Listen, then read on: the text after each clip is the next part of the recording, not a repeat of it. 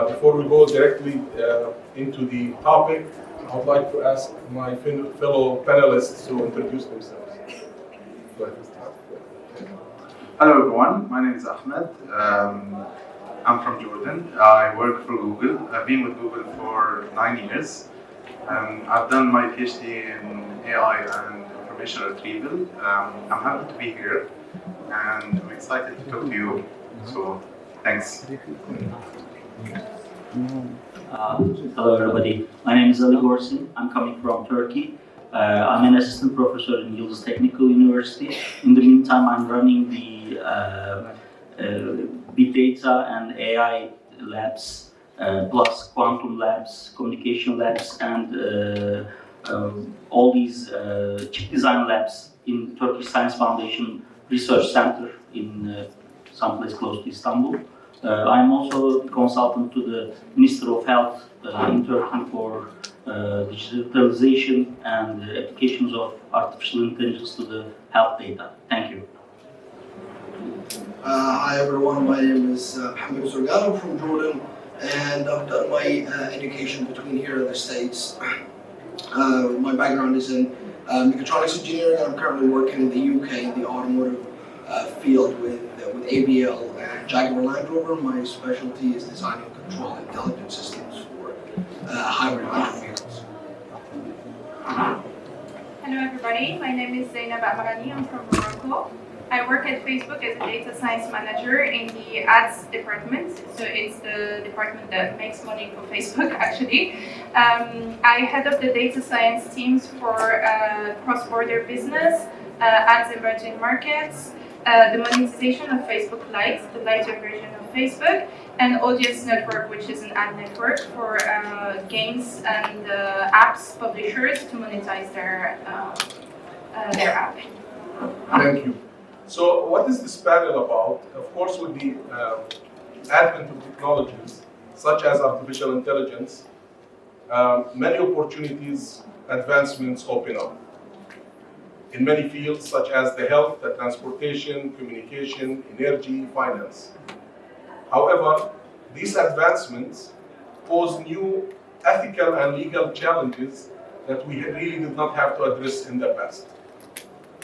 In this panel, we try to talk about these challenges, these ethical challenges that we really should be concerned about. The speakers in the morning gave a great picture and a very rosy picture about AI and the advancement that will offer to humanity, but also we should be asking question is, what if, and as what could happen as we promote artificial intelligence to a point that one of the speakers talked about artificial general intelligence and referred to sometimes as singularity, where these AI systems become smarter than us.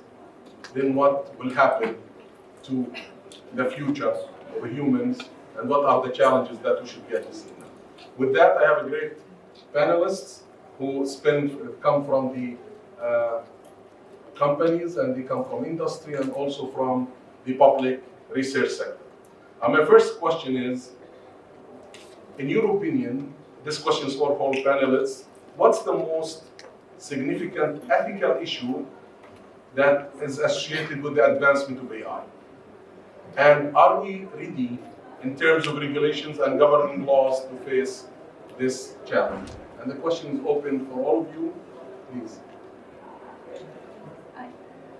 Zainab, Yeah, so I was just speaking as somebody that works on technology, and I think that a lot of the risks that are linked to AI are actually linked to any technological product or solution that we are building. The problem that we have with AI is the scale. So one of the things that we have discussed this morning is that an AI system is able to take decisions at a scale that is way faster than any human being, and learning way faster than any human being, etc.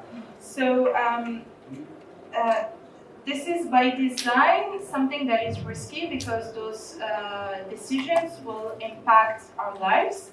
The way they are made constitutes a risk. The impact on life will constitute a risk. and the impact on how they are, like the outcomes of the predictions of the AI constitute a risk. So this is like how I would classify the risks, and they're all equally important. Thanks, Susan. I can give a quick example on risk. Let's imagine now someone come to you and tell you, how about deciding how good the presenter is just from the picture of them, taking a picture now and then using AI to decide how good the presenter is. Would that be like an innovative solution? Maybe. We have the technology to do it. We have the open source. So as Zainab was saying, if we don't stop and say how would that solution affect the human and affect the end user, then we will run into an issue, into this kind of risk. We're focusing on innovation. We need to have the trade-off between the innovation and the technology, but also the how this is going to affect the human. Who's going to deal with it. If we're doing, for example, someone come to you and tell you, I want to judge the drivers, for example, taxi drivers based on their pictures. It's another example. So we have these ideas, and some people are talking about HR and how good you are from the vision and everything. But we need to stop and say, okay, we are about making smart machines, but we want also to have the machine not only being intelligent, but also being a human. We should think about the heart of the machine, not only the brain of the machine. That's where we should work. So on this point, Ali Muhammad, would you comment on when we regulate AI, if we regulate AI, that comes at the expense of slowing down innovation. But if we leave the subject with no regulations, are we concerned about over-regulating versus under-regulating of AI?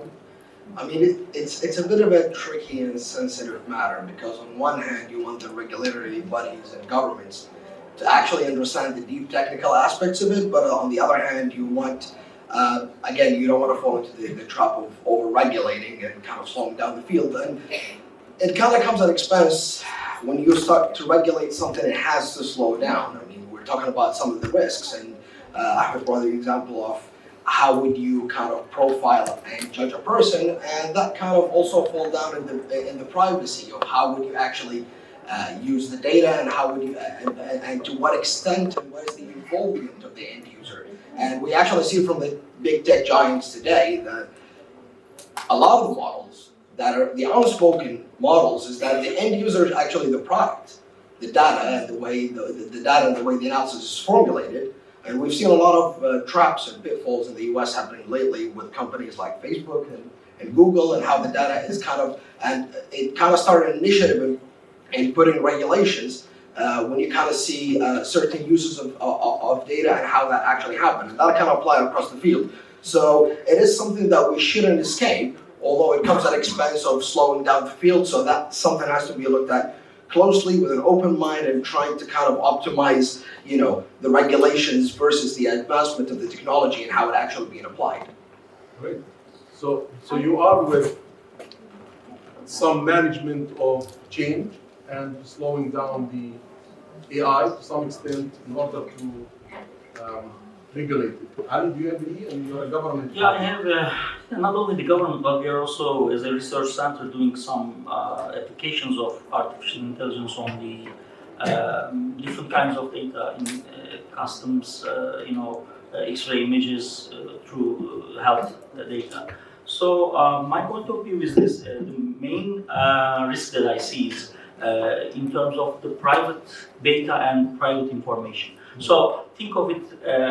I'll try to run you through a process that we are passing through right now. So in terms of digitalization, Turkish health ministry is one of the leading agencies in the world. Just to give you an example, every day we collect around 30 gigabytes of XML data in JSON format. All the transactions of 80 million people is recorded and updated every 15 minutes and can be analyzed live. Plus to that, we are getting the financial data. We call it the medulla system, and from that system, we are gathering in the same resolution the financial data of the health system. Plus that, we have a system which we call it telehealth system. We are collecting the MR and other kinds of EKG and all kind of measurements and imaging done over the patients around 100 gig per day. So starting from 2015 until today, we have 150 terabytes of data of all the Turkish people, including the private insurance company data too. So right now we are about to finish our Lambda structure, and we will be pushing all this data to a big data structure and label it very quickly.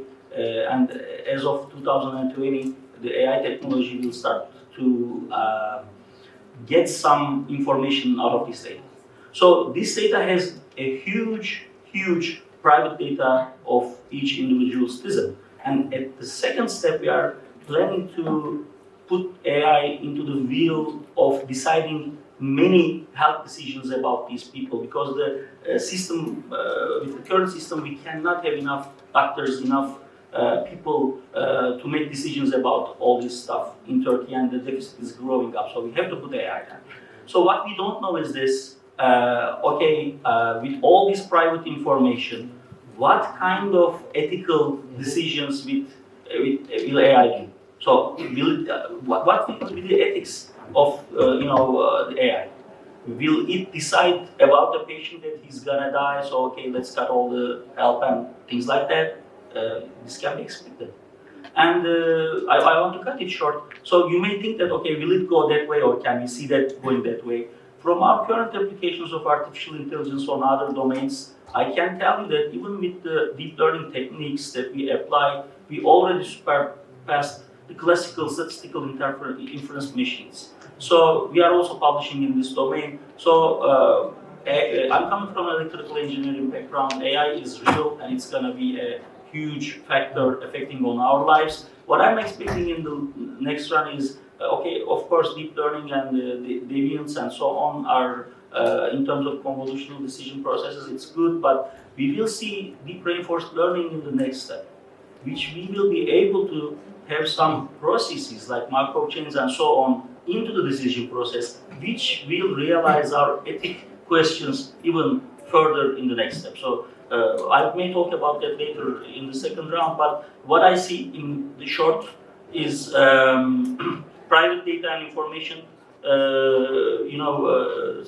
problems in terms of ethics, how AI will deal with those cases. The solution can be explainable AI. We can talk about it later. Ali, you raised very interesting points, which is in the heart of ethics of AI. Zainab, do you have a comment on what Ali said? I mean, there is the privacy issue. Who can use this data, what this data can be used for, and the unintended uses of this data. So we collect data and we give it to Facebook. How do I know that Facebook, I respect Facebook, it's a great company. How do I know that's going to be used for the purpose that this data was collected for? So actually my comment is more around the balance between regulation and innovation of speed. So one of the challenges that we have with AI systems is the fact that sometimes there is bias in the data that you learn from, and therefore the decisions that will be made by the system are decisions that will be inherently unfair to some groups of individuals. One of the processes that have been put in place by some companies, especially the ones that are in the field of criminal justice or fraud detection, etc., is looking at your learning from the great pieces of investigative journalism that have highlighted some of the biases that are inherent to some AI systems, and turn this into checklists and processes that are aiming at unbiasing your learning data sets. the good news here is that this is like learning is one of the themes here, like machine learning, artificial intelligence. We're learning from these mistakes and we embed them into the product development. So I am very confident that actually, while now regulations are kind of slowing down the product development because you have to introduce those checks and other things, then in the future it's just going to be ethics first development and it's not going to slow anything down. I have another example, which is another risk linked to the artificial intelligence risks of ethics, like ethics harming individuals, is around the fact that it's a black box algorithm. You have inputs and it outputs decisions, but you don't necessarily know what's happened in between. The good news here is that transparency of those decisions is now a research topic, right? Like if you build a machine learning system, the way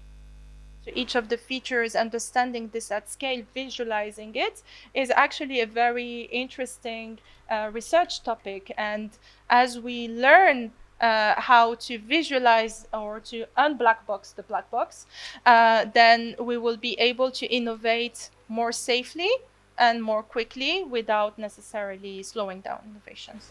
Very good. So I'll in terms of the codes for controlling or regulating ethics, the European Union came up with what's called the Code of Ethical Conduct for robotics engineers and has 4 points. Robots should act in the best interests of humans. Robots should not harm humans. Human interaction with robots should be voluntary. And the benefits of robots should be distributed fairly. So a lot of things are being addressed in the regulation, in the regulatory system in order to address these biases that can result. On the bias point that Zainab has raised, so I cannot help to think about it. This summit is called the Arab Artificial Intelligence Summit.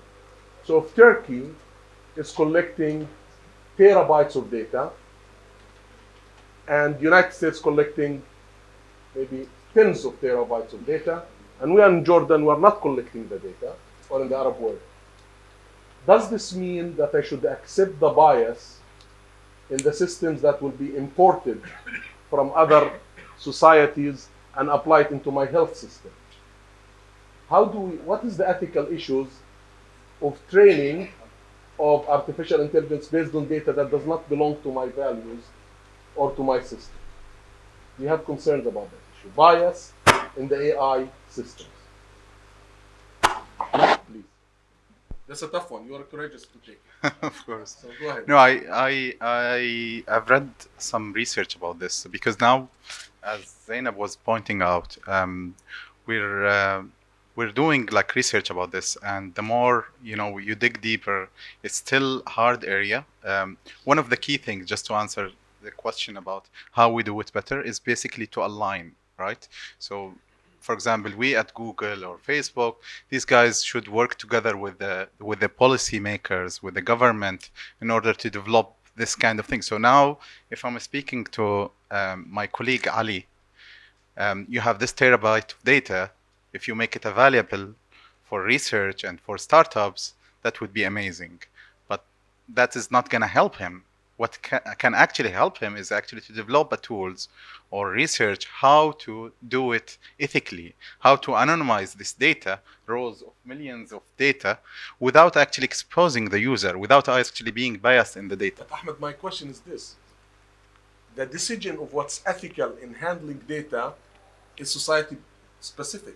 Exactly. So the definition of privacy in the United States is not the same as definition of privacy here.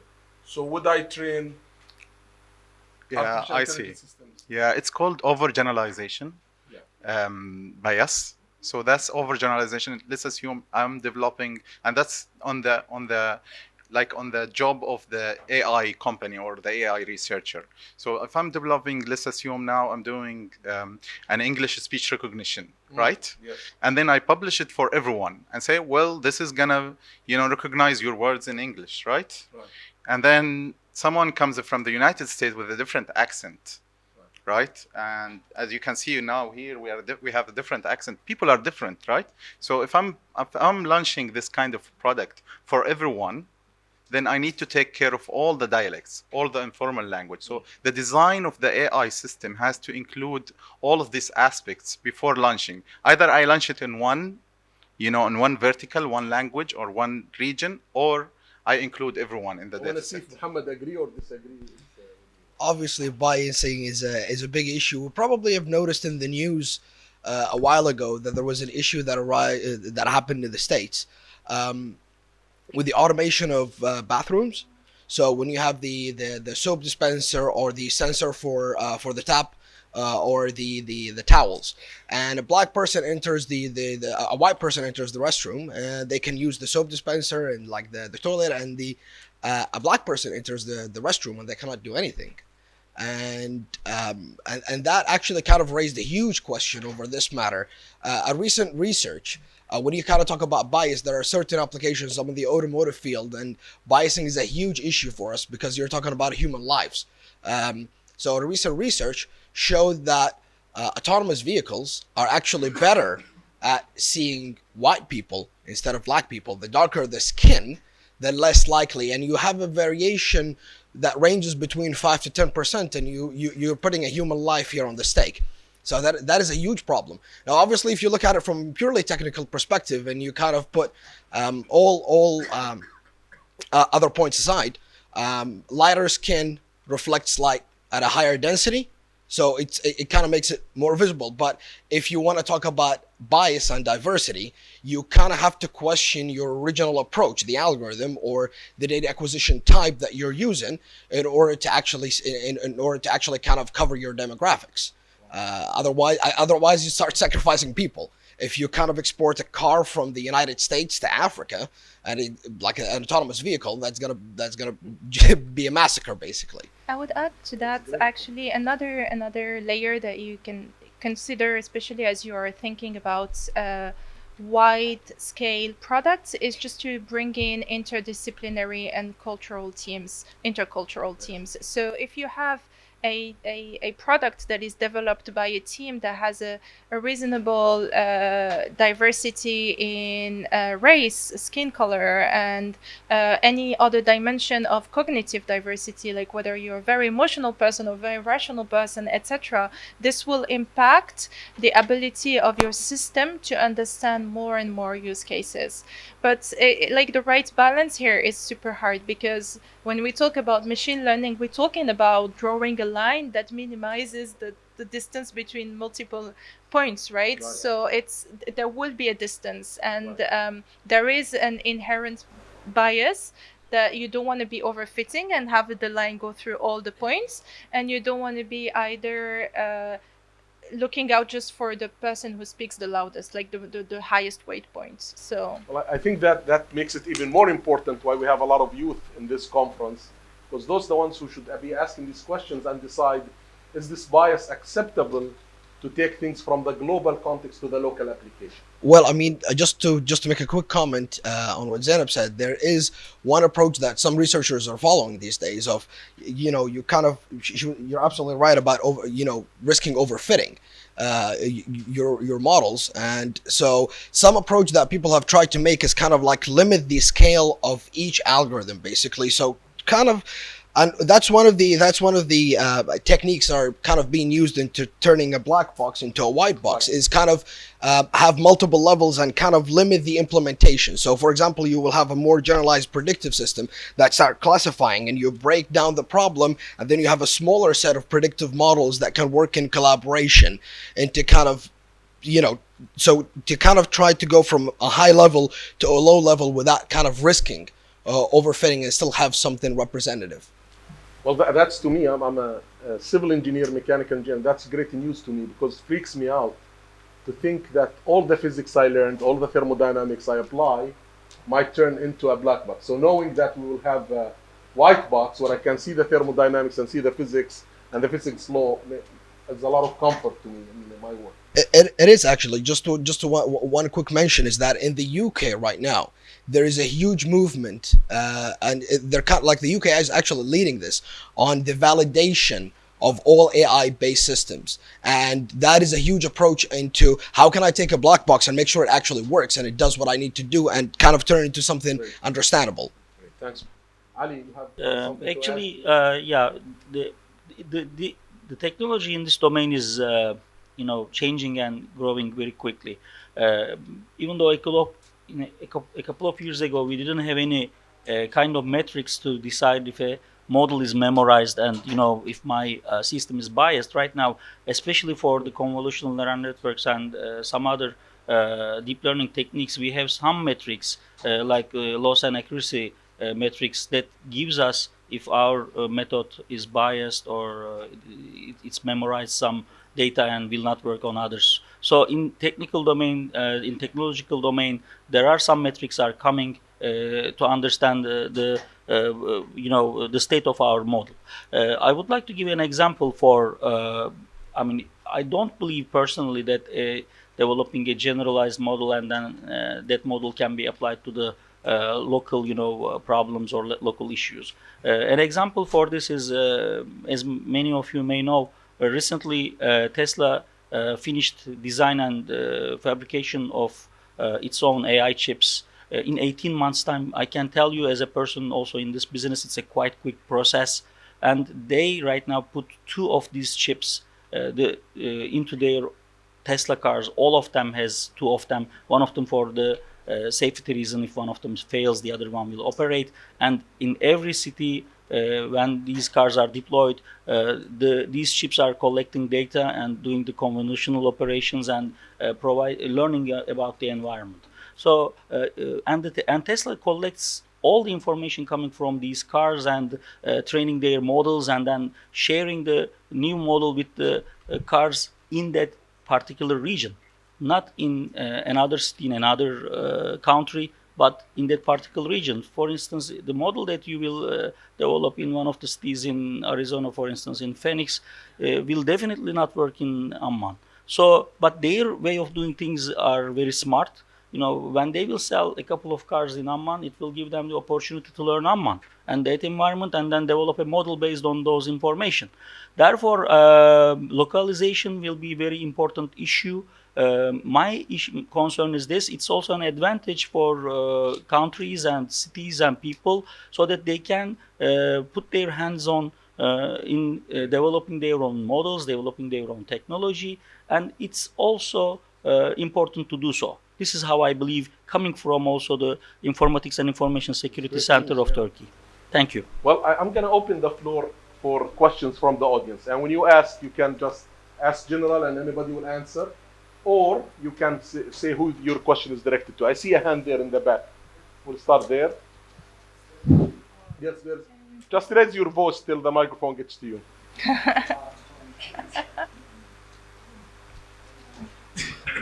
So thank you very much for the interesting discussion, actually.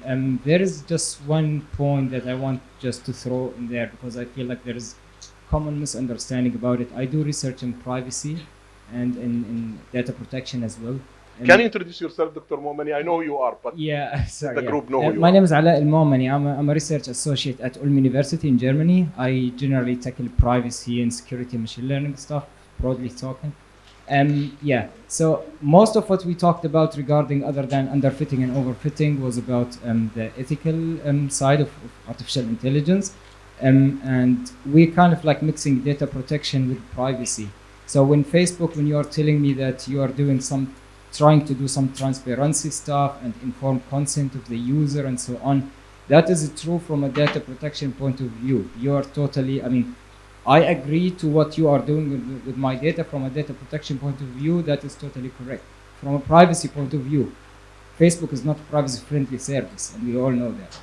And what do you mean by that?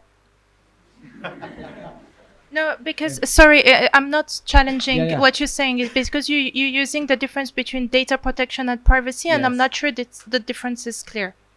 Yeah, so from privacy perspective, if I use your service and I agree that you will sell or you will access my personal information when I send a message to my friend with some personal photos, and you access this, and I agree beforehand that you will do this, you will access my photo, you will do some whatever machine learning, data mining, processing on it. From a data protection point of view, I can't complain, let's say. But from privacy point of view, you still have my data, and that is not privacy friendly. That's what I meant. Yeah. So thank you. So what is the question? I don't know. I just said I just want to make a comment. Okay. Ahmed will come to. I'll just wanna. I think. Zainab, is that big? I think. Look, I think you're making a valid point in general. I think one of the things that we're researching on this is basically to work together. The ad tech industry is a huge, and 10 years ago we've been dreaming about like what to introduce in the ad tech industry. But once the regulations come in and then work together in order to drive a policy, for example, that's specific not only to the EU, to Jordan, right? So to work with these tech companies and to make sure that the privacy is not only seen by the Facebook or the Google or whoever the company, but also the government. This is where if we interact together and work together, we can have the impact that That I agree. Take a minute and let's then distribute sure. the question, please. And just to follow up on this, and that's related to your question regarding whether regulation will slow down the development or fasten the development. I guess it will not slow down the development. On the other hand, it will develop some other techniques to introduce privacy-preserving systems. Great, thank you. Please go ahead. Can we have microphone here? Go ahead. Yeah, please. Yeah. So AI is based on user data, our data, but I see that we are out of the equation, to be honest. We talk about companies, regulators, but no one talks about us. So I'm wondering, how do you envision users' role in the ethical issues of AI? Users or the people who will collect data? No. Us, our data. So where's our role here? So you want to ask the government first or the tech? So Actually, the government should answer first. The question is, what is the place of the user, right? Yeah. So one of the things that you were mentioning, if you can read again the code of conduct, there is like the human has to be willing to interact with the machine. I'm not using the exact same words, but that's the thing. One of the few things that have been done in Europe is just to allow every user to access whatever company is collecting data about them. You can know what the data that is being used, collected, and how it's been aggregated. The problem with that is that if you right now I have, I don't know, probably 1,500 online accounts in websites and apps, etc. Am I going to go to all of them and say, hey, please, what have you collected, and receive like thousands and thousands of logs, etc.? It's not very user friendly. Where the opportunity is for people to take privacy as an objective for their product. So hopefully, like bridging the gap from the research of Ala here into actually producing a product, a solution that helps you just scale as a user, understand where your data is used. And there is that's a very honest answer, because I wonder, how can I even know who has my data in order to go and ask for it? And in my case, I don't want to know even the data about me. I don't want to know face myself. Where is the question? Let's take from this side, in the back, and then we'll come to you. Yes, please. By the way, there are lots of people, like I'm sure that we're all super happy to be having a discussion around coffee if this time doesn't allow for Hi everyone, my name is Nasser. I have a question for you, Mr. Ahmed. You said that we must put feelings into artificial intelligence. Don't you think at one point, or maybe grudge or hate or maybe anger will be present among these feelings? And then into the keynote speech, there was said the strong AI, it will be much more intelligent and faster than humans, and they will be a more higher sentience. Okay, so don't you think when they realize that they will maybe, and we say that that machines will conquer us, don't you think that will be true?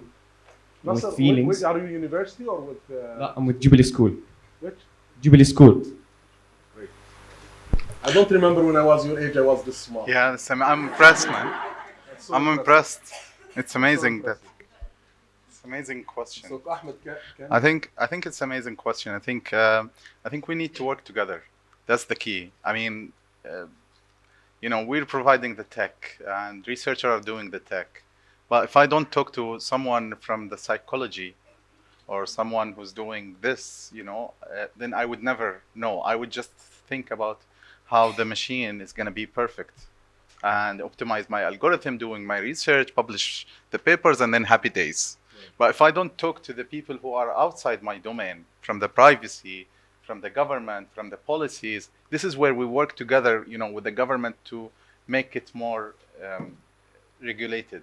I think that's an not one side efforts, but combined efforts. If I can comment on this. quickly, because we have more questions. Go. Yeah, I just want to mention a very important point we're missing here, because if we want to consider the human emotions into AI systems, we have to kind of take a step back and think, how do we actually process things as human beings instead of copying blindly? Because when we start talking about psychology, I'm going to briefly just mention one very scary research that happened on parole judges. So you talk about judges, that they should be fair, they should be just, and they should be understanding of the situation. And they took one small factor, which is the level of glucose in the blood throughout the day, and they found the average acceptance of parole cases was 35%. In the morning, when the blood glucose level is high, it goes to 65%, and it keeps declining until it reaches 0% before the next meal. And you're talking about a judge being controlled by the level of glucose. And after the meal, it raises up again and start declining. So when we want to start talking about introducing the human emotions into AI system, we have to kind of take a very huge step back and take a very big closer look at how we actually process things, because some people philosophically argue, are we truly intelligent? You have a question here, please? We'll come to you. Yeah. Hello, my name is Taman Ali. So basically my question Can you is say who your college or Hashemite University, Mechatronics Engineering. So basically my question is, since AI will be better than humans in many fields, don't you think that will lose the trust between companies and human beings, like they will be replaced by robots and such? So are we concerned about humans will be replaced with robots or no? What? Yes, Ali. Let me start first with if AI is becoming more clever. It's already more clever. In 2016, there was a major event. We don't know about it too much, but in the future, I think it will be known better. Did anybody heard of AlphaGo? It's a machine by Google playing the game Go. It's a very famous game in Korea. And in 2016, AlphaGo managed to, win the game against a professional, Lee Sedol. Which this means that using the, Markovian process trees and so on, it's a very major step forward in terms of thinking of AI. And they realize that there are some possibilities that human can think of in the game Go. And we realize that some, moves and predictions made by AlphaGo has never been considered or taught by us. So this means that they are already thinking ahead from us. That's why it's a very important event. Therefore, with that event, a new kind of AI has been introduced and started to be researched, which we call as explainable AI. So try to understand how AI works, how it makes the decisions, and what kind of decisions it can go to. What I believe is, if we can, develop some technologies in explainable AI domain, I think we will have some answers to the problems in terms of, ethics too. Therefore, I find that work on that domain very important in the future research. When it comes to your question, what I can say is this: of course, the classical industrial jobs will not be available for us anymore. But I believe that people will work less, and people tend to work less, by the way, when we look at to the previous generations. So maybe we will have 4 days of work, or we will have 6 hours work, and so on. And secondly, there will be new jobs created for humans interacting with each other. We are losing the interaction with each other. So some people will be, health coaches, some sports coaches, some language coaches, and so on. So what I believe is the context of our relationship and the works will change, but we will still have a presence, of course, in terms of serving each other. So here you go. So Dr. Ali says machines are really smarter than us. But I tell you what is, it used to be thought that the first things that AI will replace are construction workers, low-level jobs. Now it has been shown that the first jobs that will be replaced, gone, are actually can be doctors, can be radiologists. So it's not what we used to think. In fact, do you guess which job or which kind of function that will be the least replaced, has chance of being least replaced?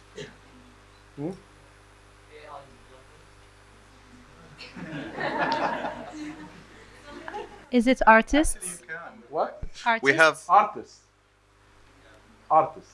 but That it's thought of that artists will be the least to be replaced because it's creative. Ahmed. However, AI developers can be replaced. Actually, there's something from Google. I think some people, they know it. It's called AutoML. So you just, the washing machine. So you put it the data and then it gives you the model and then happy days. So everyone is in the same equation. But one thing I want to comment quickly is this is not only related to AI. So now if I work on a laundry, right, and I want a robot to do my job, right? Let's assume, take the AI from equation. It's just mechanical engineering, right? I want to control by remote control.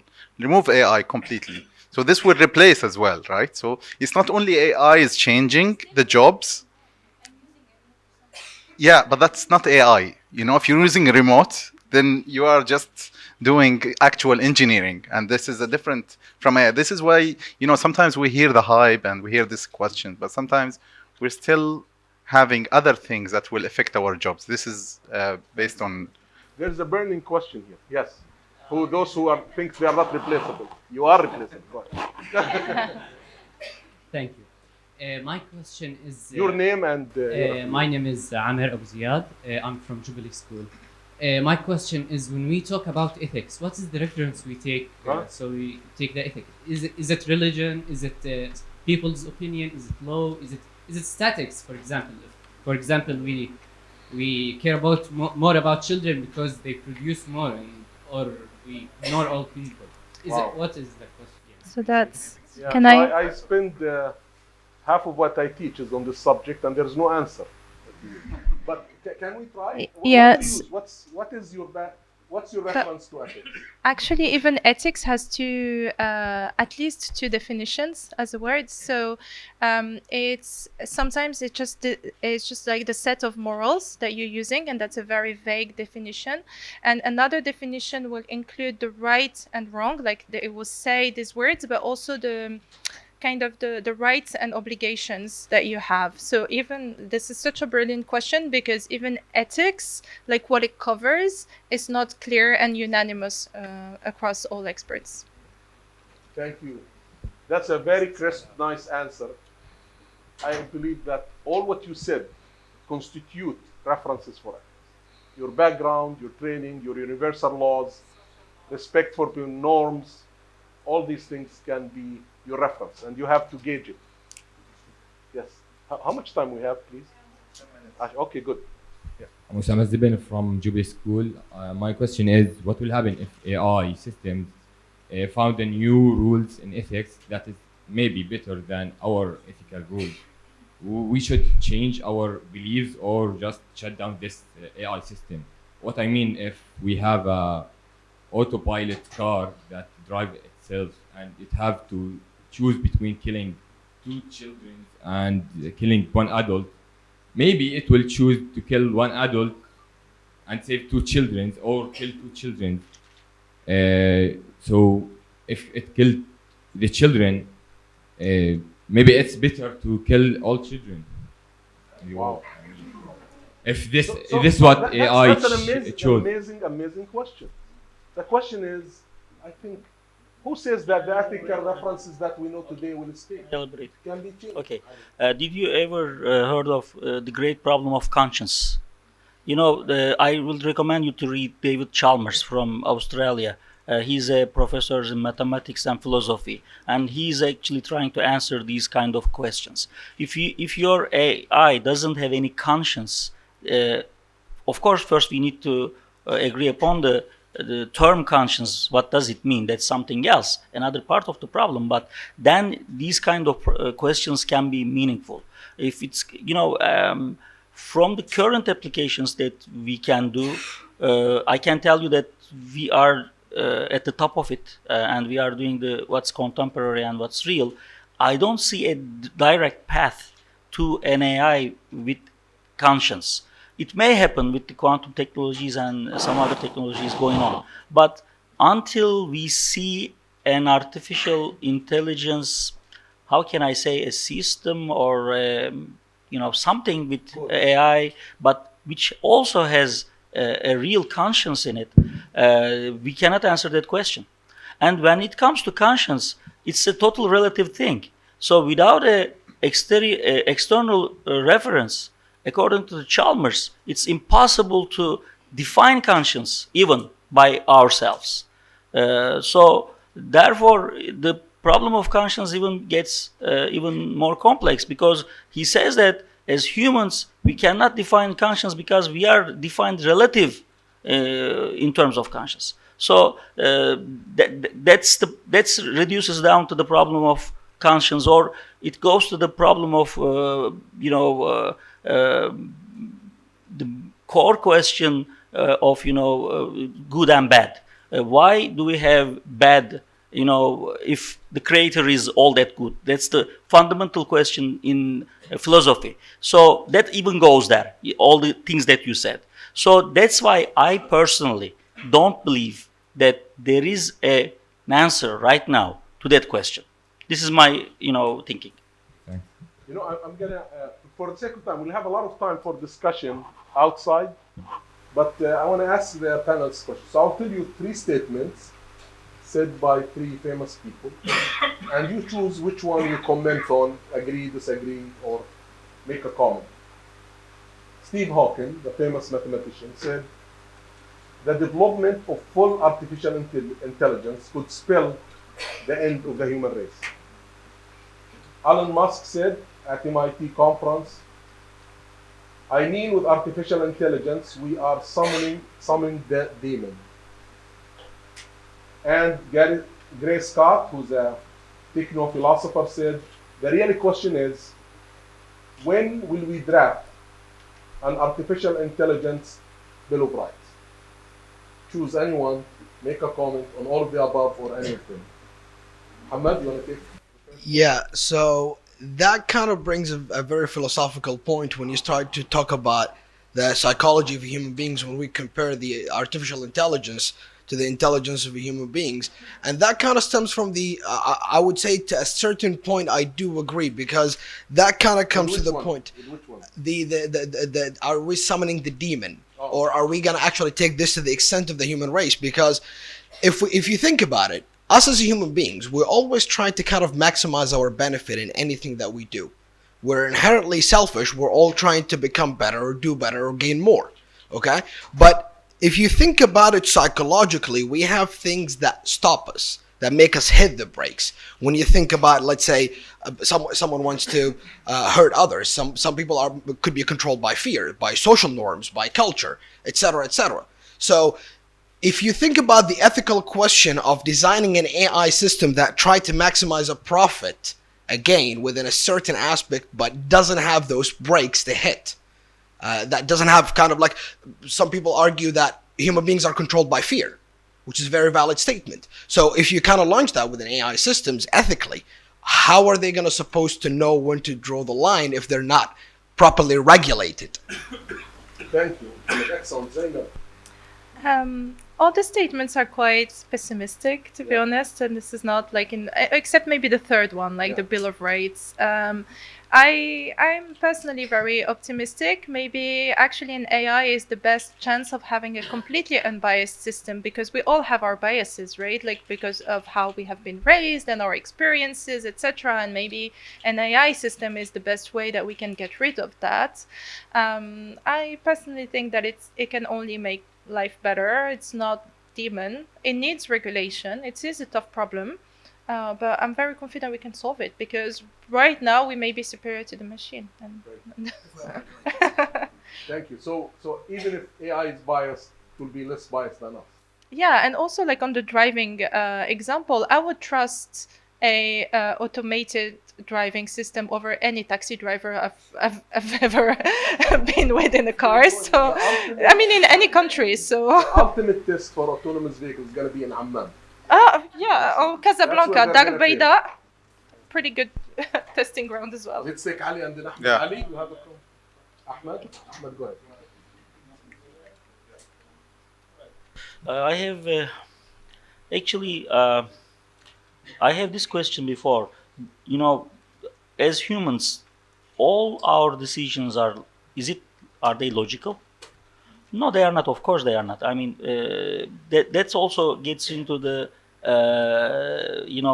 philosophy of religion too. So if all the things were logical and everything's would be predictable, then this life would be much more different than the current one. So that's the problem of simulation. That's the problem of predicting human behavior and so on. Those kind of remarks can be discussable if at some certain point not only the logic but the real behavior and the things behind that behavior can be replicated by an artificial being, then we can discuss about those kind of things. Other than that, it's impossible to make any comments like that because humans, from my point of view, with its perception, conscience, logic, and the whole spirit together, is a total different entity than an artificial being who is trying to imitate some behavior of human. Therefore, I don't see any threats of that kind. Thank you, Ali. Ahmed? So you have to choose Muhammad or the optimism of Zainab and Ali. I'm very optimistic as well. Okay. I mean, the reason. So that leaves me, you and Muhammad, who are the other side. I think the fact that we're having this panel by itself, we're thinking about it, Right. is by itself a proof that we're gonna be in control, right? The fact that we're doing research and there's some people who are specialized in data privacy, and so everyone is being educated about this. I have a session after this one. I'm gonna cover that, for example, fairness and other things. So the fact that we're aware of these things from now, AI is not solved the problem, by the way. We still have time. Yeah, we don't have an AI system that can do full conversation yet. We're still far away from even doing the self-driving fully functional. So we still have time to regulate more and control more and do it better way. All right, that brings us to the conclusion of this panel. Please join me in thanking these wonderful speakers and panelists.